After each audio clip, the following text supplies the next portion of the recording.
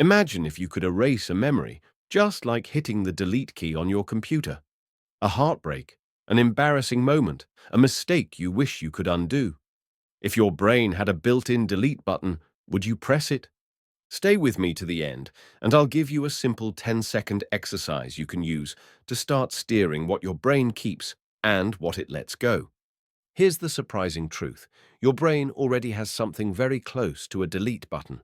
It's not a single switch, it's a process, quiet, constant, and incredibly intelligent, called synaptic pruning.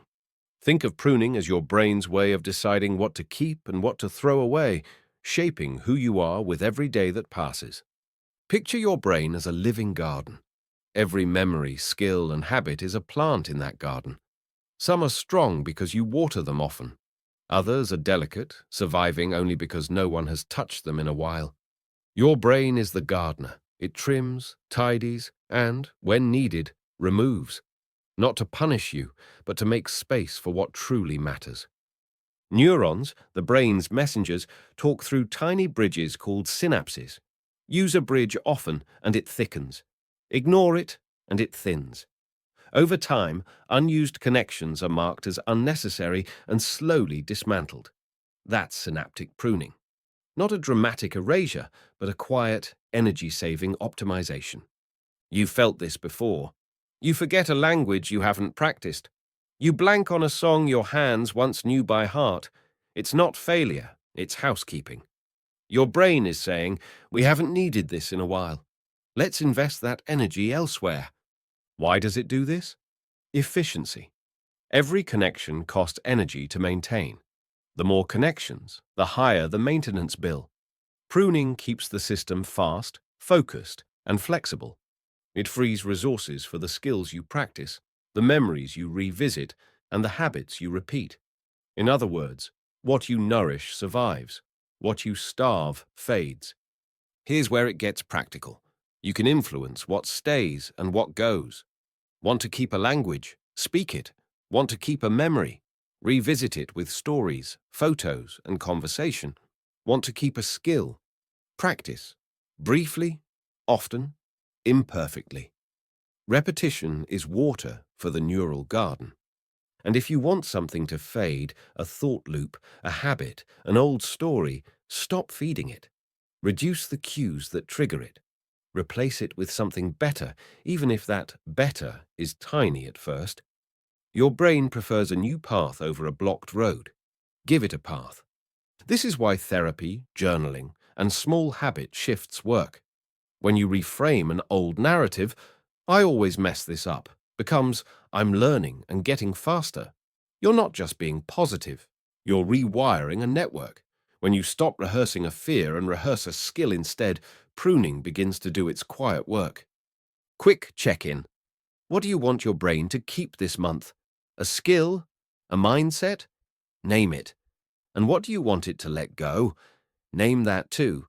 Even naming is a tiny act of pruning. Distance grows the moment you label a thought for what it is. Worry, memory, a habit. Fun fact, babies begin with a breathtaking number of connections, far more than adults. Early life is a jungle of possibilities. As we grow, pruning gets busy, especially through adolescence and early adulthood. By your 20s, a massive reshaping has already occurred, streamlining the brain for speed, focus, and the patterns you repeat most. Use Shape's structure. Structure guides pruning. Pruning guides who you become. So how do you start steering this today? Here's the promised 10-second exercise. I call it Name, Redirect, Breathe. First, name the thought when it appears. This is just a worry, or this is the old habit. Second, redirect your attention to a tiny, concrete action aligned with what you want to keep. One sentence of the book, one plate in the sink, one message sent, one chord on the guitar.